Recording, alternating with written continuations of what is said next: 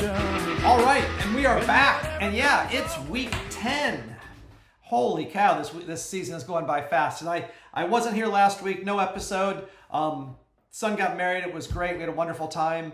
I will say I missed y'all though, and we have a full episode. Now, I kind of fell behind, so I'm pushing a lot of the stuff that should have been in this episode to a future episode. But whatever, you're not even going to miss it. We're not going to do standings. We're not going to do May. At the end of every month, I tend to do the players and the top 10s in each position. We're pushing that off maybe to next week, or I don't know.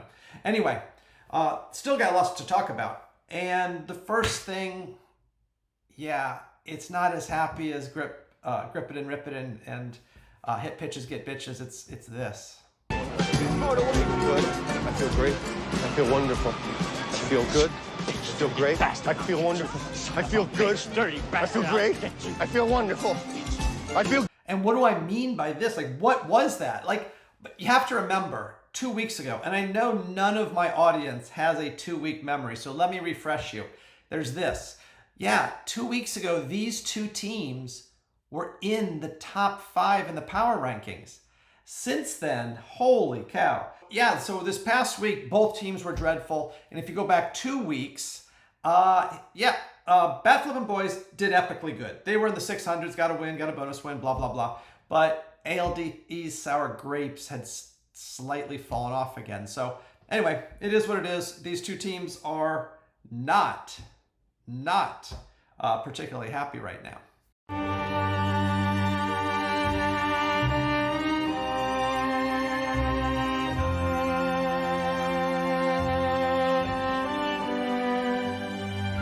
One of the things we need to talk about is we have a new team owner. I mean, it's sort of a new team owner. Our new team owner finally came out of the closet. They had been hunkered up in the closet, trying to figure all of us out, perhaps, but you might know them as the background autonomous manager of Breaking Brad. So yeah, let's just see what's going on there.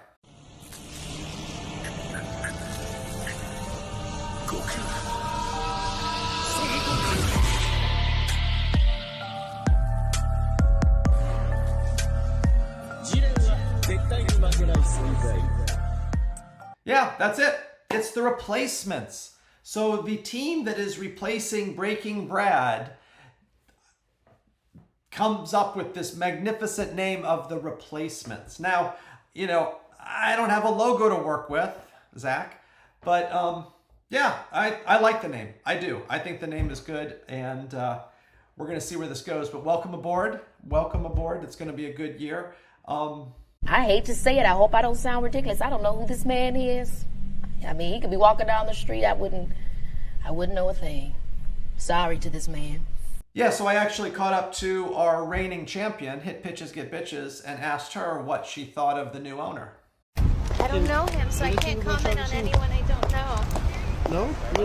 I've never met him. I don't like to comment on people I don't know. Oh, well, don't know what to say. Who the fuck are you? Who the fuck are you? I asked you first. I asked you second. The other piece that I want to touch on is something that has been going on in the league chat, and it is incredible. It has elevated the league chat, and I want to say that we throw around the term national treasure in this league quite often, and I'm going to say that Zach, our manager of Raleigh Fingers, her sister, they have really elevated the league chat with some of their images. I'm going to call them comics. I don't know what you call them. They're just images, and he tends to take them and focus on his opponent and what's going on in his game, and maybe some other games as well, but mostly his game. And this past week with started from the bottom and him, just an epic show, right? Here's some of the clips that we've seen recently. I don't know what to say. He even kind of broke ChatGPT and convinced it to go against all its censors. So the guy is just a mastermind when it comes to these images. When it comes to managing the fantasy team, whatever. But these images, awesome. And it's so cool that even the others, the opponents and all, start to get into it. So started from the bottom, threw these two together. Now, Still just a beginner, not quite up to Zach's level, but it's better than anything else the rest of us schmucks did. So I gotta say, I have not laughed or enjoyed, again, I'm gonna call it a comic. I have not enjoyed a comic this much since The Far Side. Yeah. And right around The Far Side, the other one that I was thinking of that I enjoyed as much as Zach's cartoons here was the old Calvin and Hobbes. Those were both excellent comics. Really enjoyed those.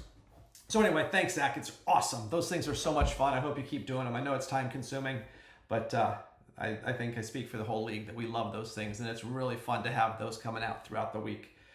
What else we got going on?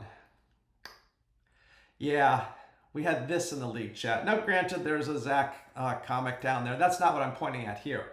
I'm looking at right in the middle.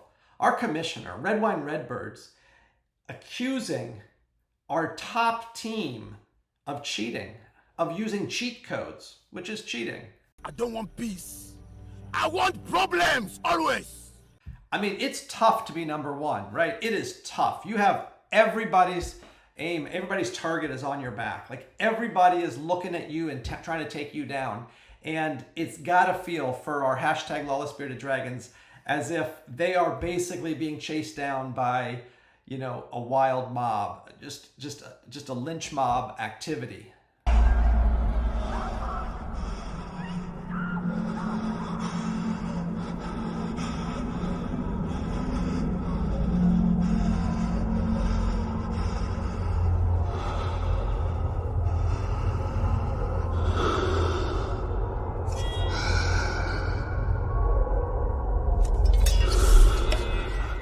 But you know what? When you see this guy in interviews, when he's out there doing the road shows, and everybody wants to talk to hashtag, right? Because not only are they number one, but they are a dominant number one. I mean, it is just a monster season for them. But I mean, the guy's got thick skin. I wouldn't apologize to you, soulless parasites, if I had a gun to my head. I apologize for nothing. I concede nothing. I will never surrender even a single inch of ground to a pitchfork mob of degenerate morons. All right, the other controversy drummed up by our commissioner, right? Like, maybe that's what I should talk about. The drama in the league, the noise, the fury in the league is being stoked and started by the commissioner himself. Like, what's going on? Caused our number one player to be called him a cheat or whatever, using cheat codes. And then there's this.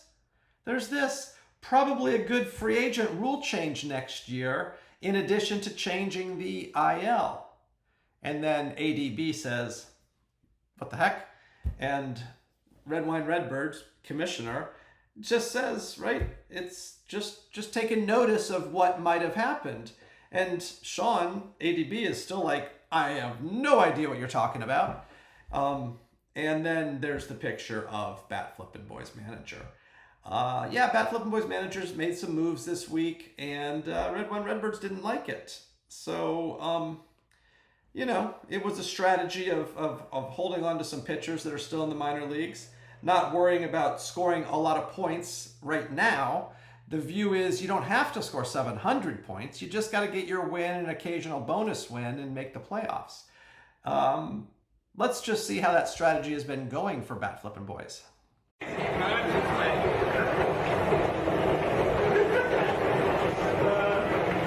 on, Steve.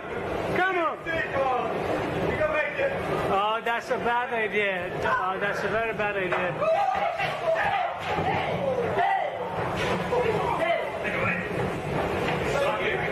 Yeah, it's not working out so well. We'll see how much longer he sticks with it, because those two guys, Bubba Chandler and Andrew Painter, aren't being brought up anytime.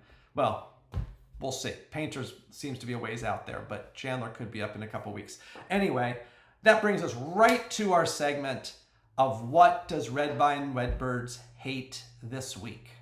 And the answer is laying right in front of us. I really hate you. I hate you so much. I really, really, really, really, really, really hate you. But I love you. Mwah.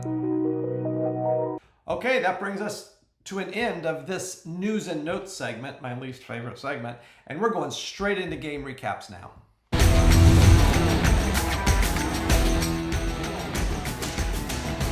All right, and we're going to start with the first game, and that would be Bat Flippin' Boys facing Juneau Eskimo. Juneau Eskimo, one of our T-ball teams. We'll get to that later. We will actually talk about that today. But Bat Flippin' Boys, one of the top teams in the league, a perennial Power 5 ranking. And how did they do?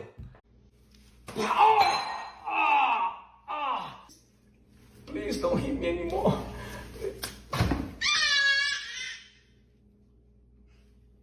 Yeah, it was ugly. This game was not good all the way around. No bonus wins in the entire game, but Juneau Eskimo pulls out the win. 522 to 456. For those of you who don't know, Juneau Eskimos and Bat Flippin' Boys seem to have a rivalry between them. Now, I know that's probably news to Juneau Eskimos, but when you follow it so close to make these episodes, in the past years, Juneau Eskimo and Bat Flippin' Boys are usually fighting for either some decent seeding in the playoffs or even to make the playoffs. So Juneau Eskimos has a big chunk of space in this head rent-free. It's not just Raleigh Fingers, your sister. Juneau Eskimos lives in there also, and I don't like it. So we'll go from that shit show to what was another dominant performance by #Lawless Bearded Dragons. I mean, it never really was going to be close. I don't know what to say. Let's just go straight to the game film. 出招。如果我輸俾你嘅話，我今日鬼又拜你為師。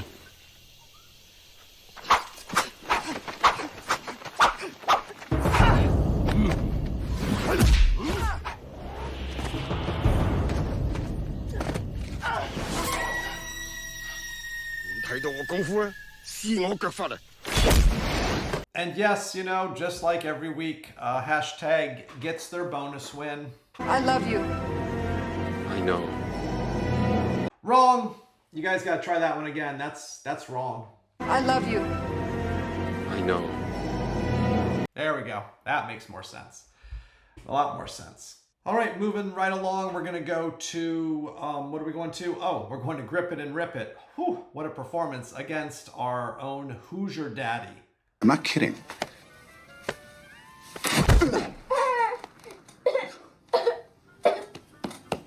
You okay, Bubba?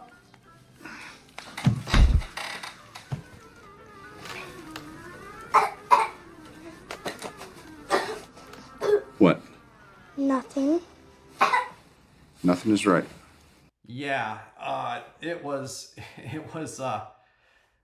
spanking. I don't even know what to tell you. I Grip It and Rip It just tore the place apart, scoring over 700, 728 to 542. I don't think Hoosier Daddy got a bonus win, but I will say that is one of the better performances of Hoosier Daddy this season. So are they turning it around?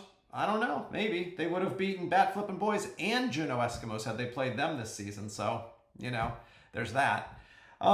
Moving on to the next game. And oh boy, it was a shit show. It was, this was the shit show to end all shit shows. This was, I will address this in a second, but this was the worst game in Infinity Fantasy baseball history. And I'm going to stand behind that. But first, we need to just go to the game film.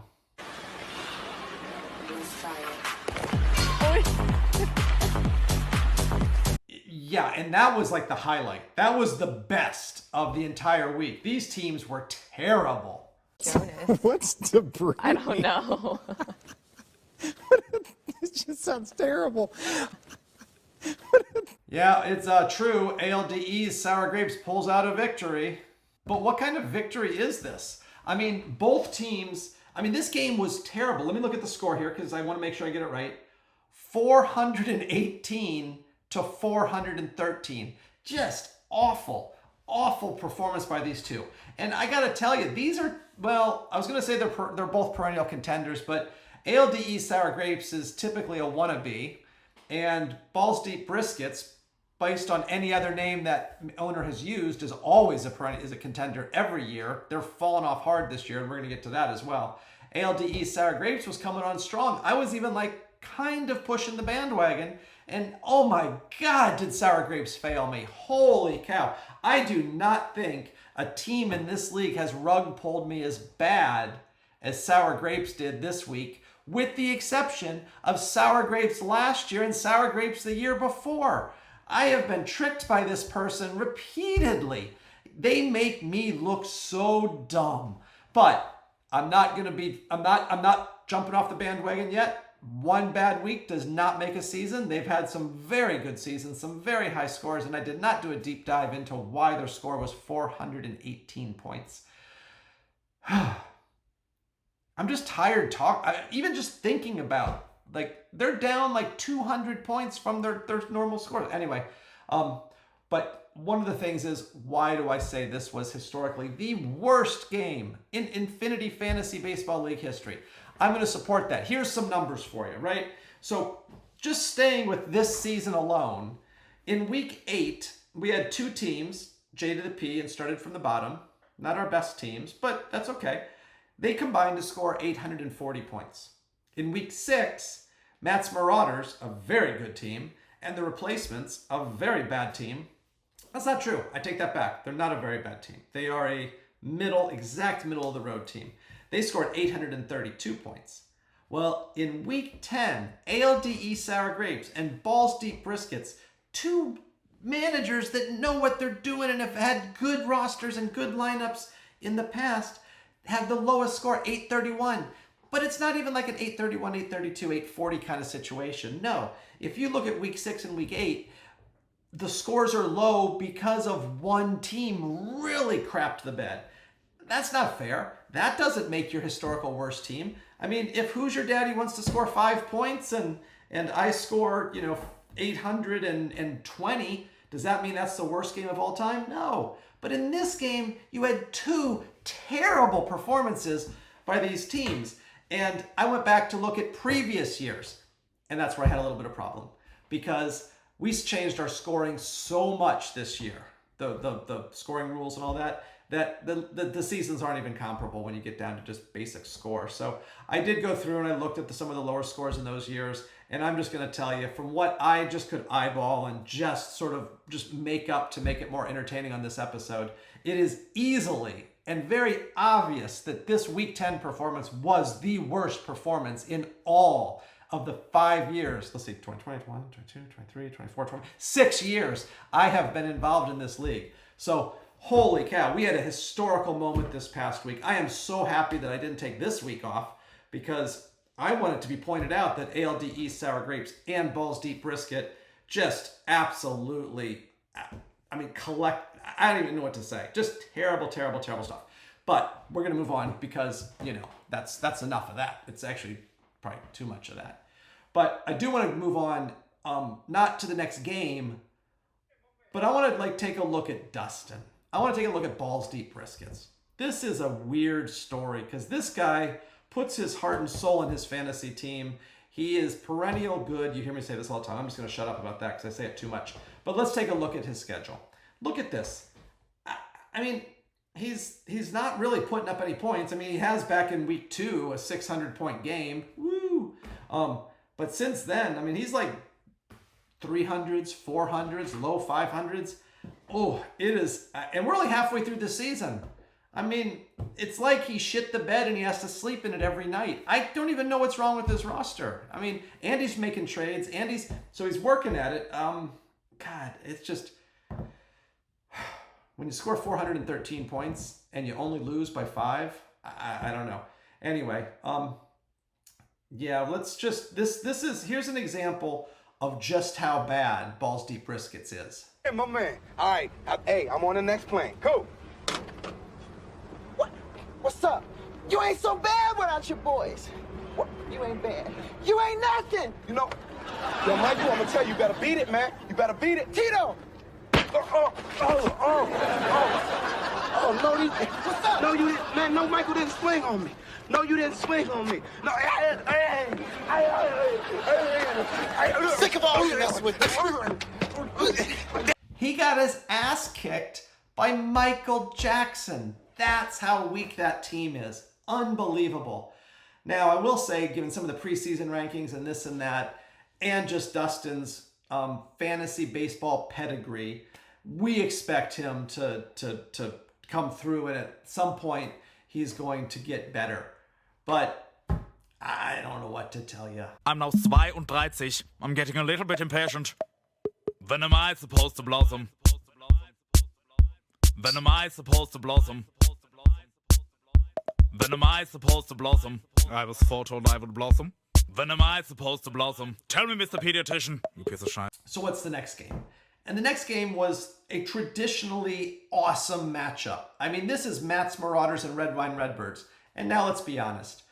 Red Wine Redbirds isn't the team they have been in the past. I don't understand why, but they're not. But also, Matt's Marauders isn't the team they've been in the past, and that's a good thing. So I like what I just did there. You see, I sort of got like a compliment, a reverse compliment, and an insult into the same comment. So anyway, Red Wine Redbirds pulled this one out 620 to 590. I gotta tell you, Red Wine Redbirds is a confusing team. I don't know who they are. I don't even know if they know who they are. I mean, they go from being in club 700 one week. Now, let's be honest. It's not like they scored, like deep in the 700s. It's not like they got close to 800. It's not like they got close to 728 points. They just cracked it. They just barely made it. And it's probably because of some stupid win points or blow and save win situation or something that week. I didn't look it up, but I can only assume that is what happened. And that's how they got into Club 700. Because I'm not going to accuse them of cheating. I'm not going to accuse them of cheating. No, I'm not going there. Anyway, they won this game. They won it partially because Matt's Marauders didn't score as much as they normally do. Okay, whenever you're ready.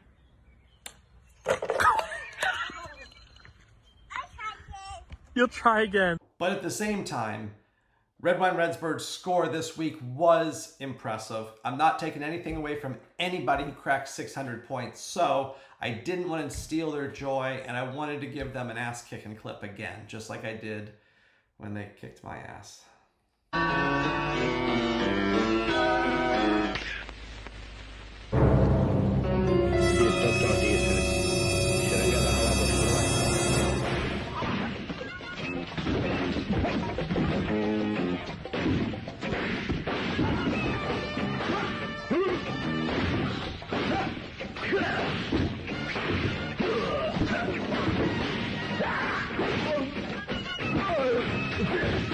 Now we move on to the next game, and even though the way Sour Grapes and Balls Deep Briskets played their game out, they were not the garbage game of the week. That's a legitimate matchup. Those two teams. The garbage game of the week was Raleigh Fingers Your Sister against Started from the Bottom. Two T-ball teams positioning in the relegation league. And that's great. Wonderful, right? I got no issue with that. Having fun down in that league. But this game, it was the most exciting game, I think. There was one other, but this was about the most exciting game. 466 to 461. Again, not cracking 500. Just dreadful. But we've come to know that from these two teams, unlike Sour Grapes. But 466 to 461, a win is a win is a win. Started from the Bottom is just doing epic things so far since taking over that team. I think I speak for everybody. I think I even saw the commissioner put it on the chat that, leagues fall apart because of inactive managers. And when we lost the manager of this team, of course, we're kind of concerned. But man, as much fun as I will continue to make of Started from the Bottom, it is, I gotta say, nothing but joy and happiness and respect for the way you've been managing that team and the activity you've been doing. And it doesn't mean that I don't respect and have a lot of admiration for other teams. I'm just simply talking about this one team. So nobody, none of the, you don't need to write in. I guess that's what I'm saying. Don't write me. Don't send me any nasty letters. Do not jump into my DMs. I don't care. I don't care. I'm just trying to be nice to Started from the Bottom. That's it. It's not a zero-sum game. I can be nice to him and also think highly of you. So just keep that in mind. But let's see what these little guys were doing.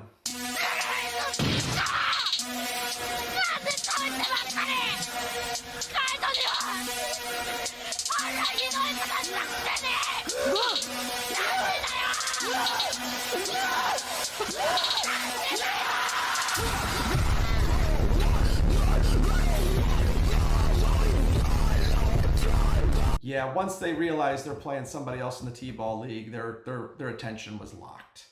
And then they got into it. Seen in the ring, the NWO of little people. He loads up. Oh, good right. But Smidge is a big boy. And you know, the thing that's most confusing here, like, I think now we're kind of seeing who Balls Deep Briskets is, right? I think the confusion isn't there. Redvine Redbirds, I think there's confusion, but at least he's sitting up here. Like, he's a contender. He's a playoff team probably right now. Raleigh Fingers Your Sister.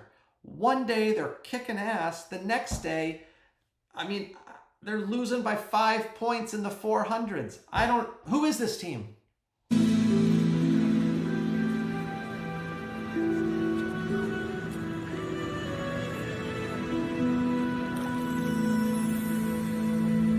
Who am I? I don't know. I guess I have a lot of things to ponder. Okay, moving on. We're moving on to a contest between two teams that one of which we know very well who they are. Let's just straight to game film and you'll see what I mean.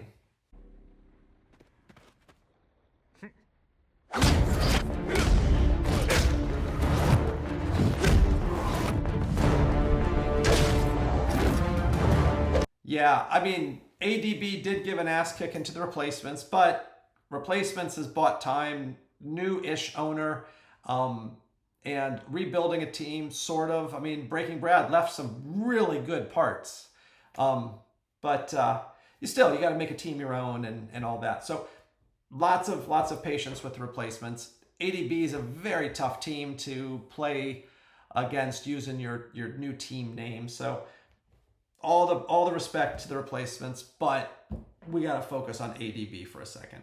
They're our number 2 team in the power rankings, I think 2 weeks ago.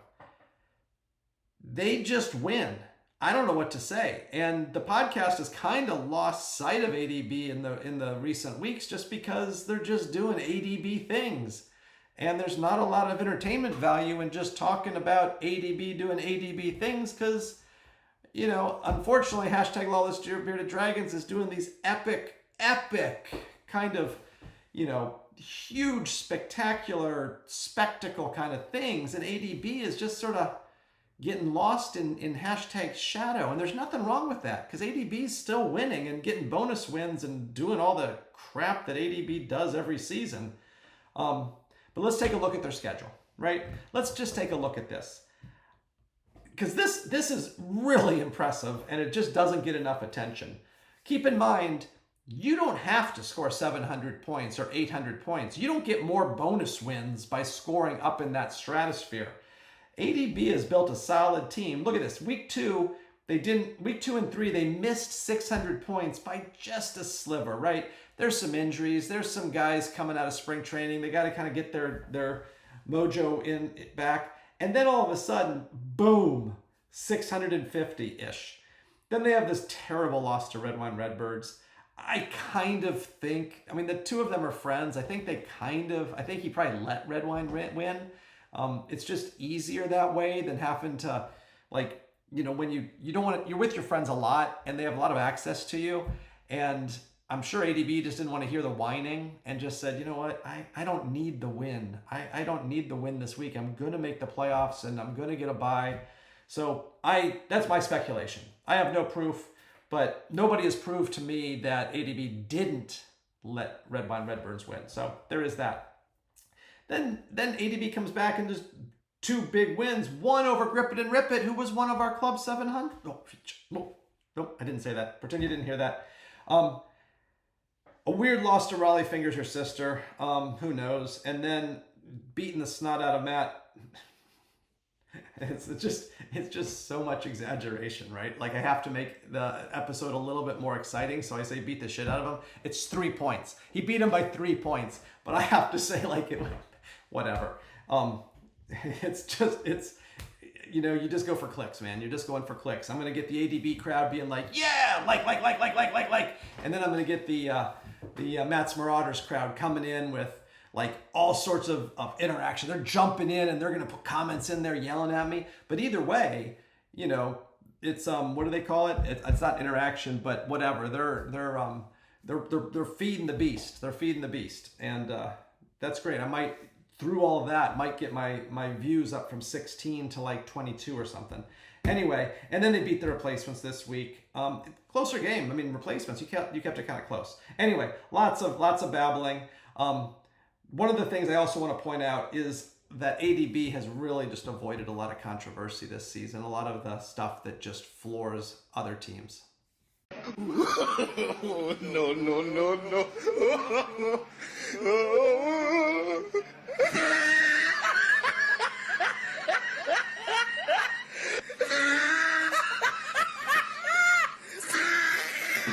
All right, we have one game to go, and that would be hit pitches, get bitches.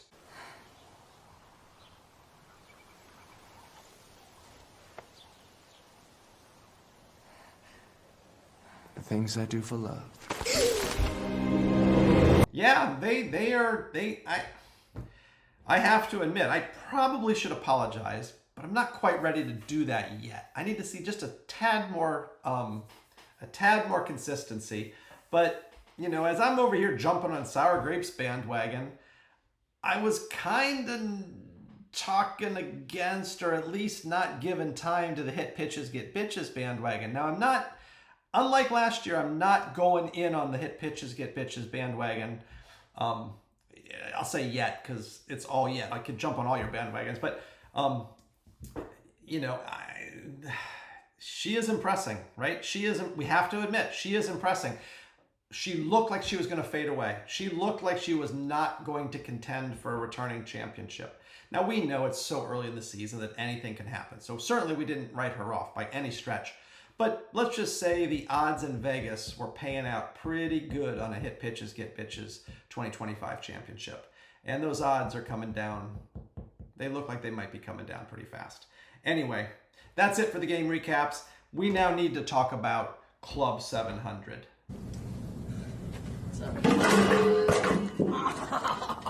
Yeah, this is a weird week. Yeah, hashtag Lawless Bearded Dragons. No Club 700 for the guy who I thought we were going to wind up naming the club after. No. Instead, we've got these two. Yeah, we're turning our attention to two new teams. Yeah, baby. But let's jump into Club 700 and just see what goes on in Club 700. We've only seen it solo, and now we've got multiple people in Club 700, so let's see it. Excuse me, do you know how much a polar bear weighs? No, how much? Enough to break the ice. Hi, Fred Searing, how are you? Would you like to try the Australian kiss? It's a lot like the French kiss, except down under. Excuse me, do you think these bar napkins smell like chloroform? I'm kidding. Fred Searing, can I buy you a drink? Oh, I do say that was a bit too far. Yeah, let's kill that one. I don't think that's appropriate for a family podcast. Just find another clip and run it for the Club 700. Yeah.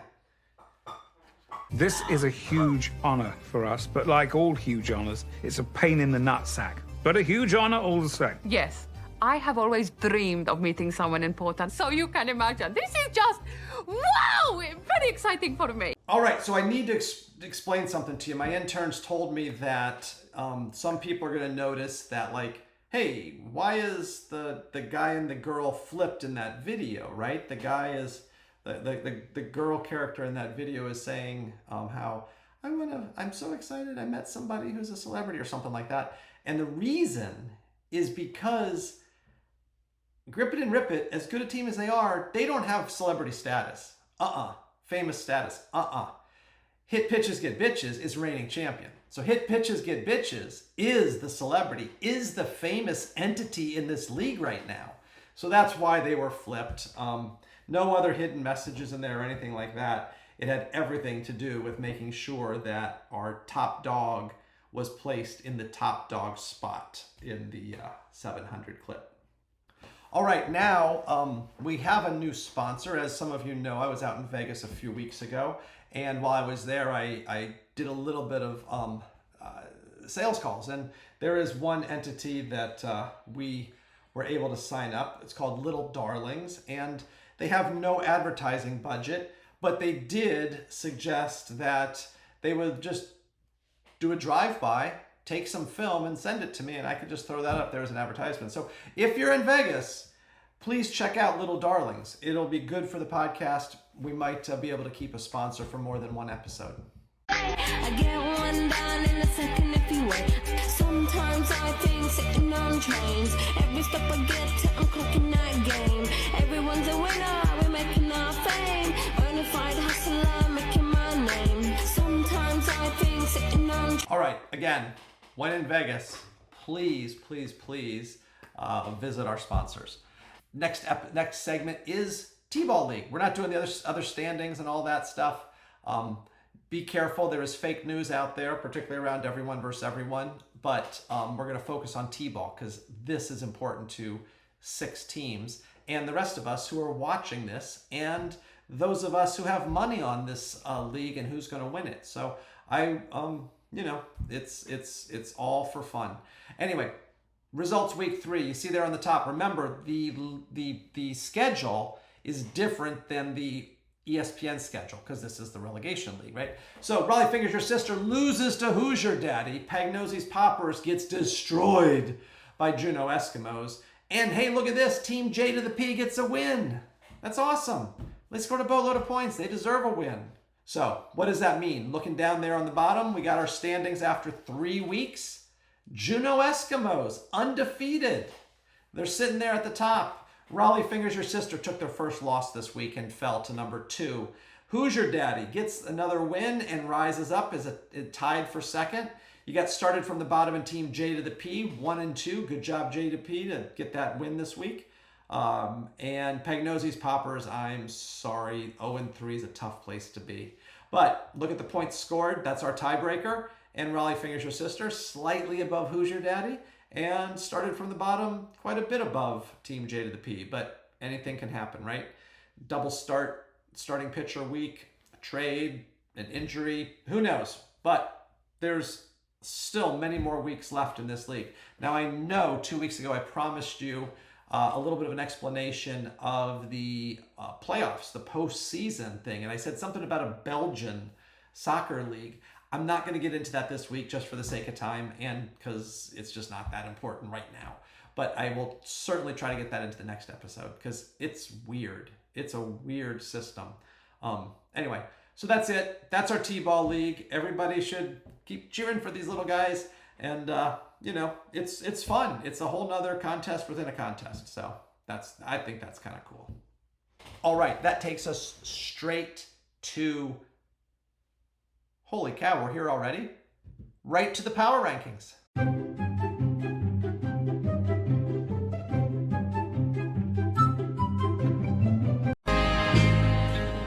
I think about you too much.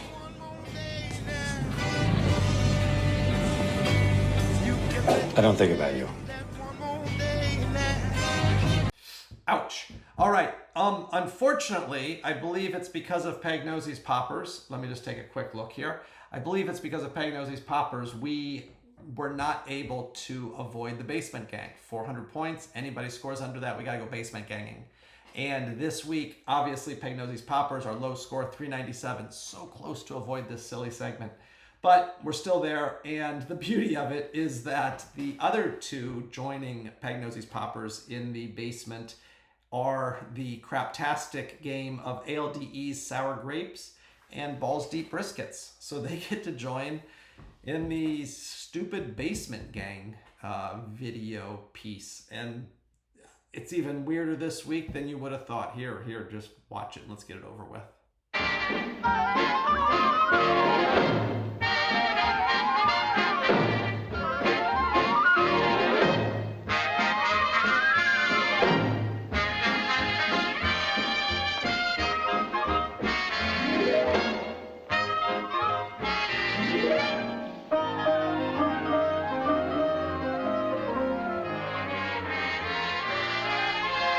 And starting us off at number 5 in the power rankings is none other than...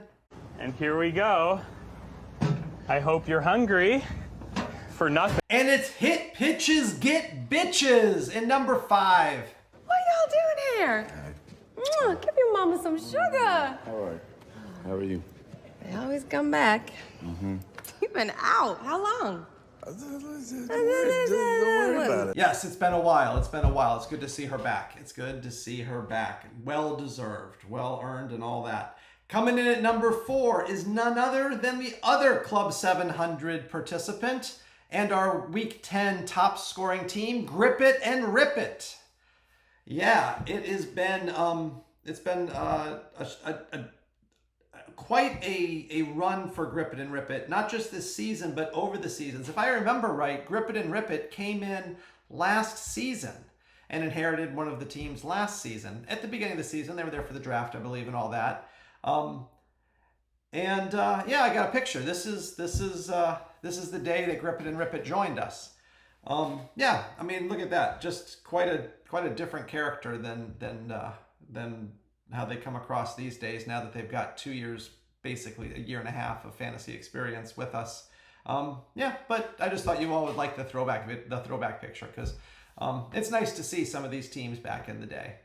All right, moving up to number 3, and our number 3 team is Matt's Marauders. I know, they took a loss, but Matt's Marauders is just kicking it this season, so I couldn't drop them. You probably know number 1 and number 2. I do want to point out that from 2 weeks ago, I think I mentioned this earlier, ALDE Sour Grapes and Bat Flippin' Boys have fallen out of the top 5. That's the first time Bat Flippin' Boys has been out of our top 5 this season. So that's tough. That's a tough break for them. Week 10, they made it 9 weeks, or 8 weeks, however you want to count it. And ALDE's Sour Grapes are coming and going. We're not really sure what's going on there. But anyway, number 2 is Arizona Diablos Blancos. And that leaves us with number 1 being hashtag Lawless Bearded Dragons.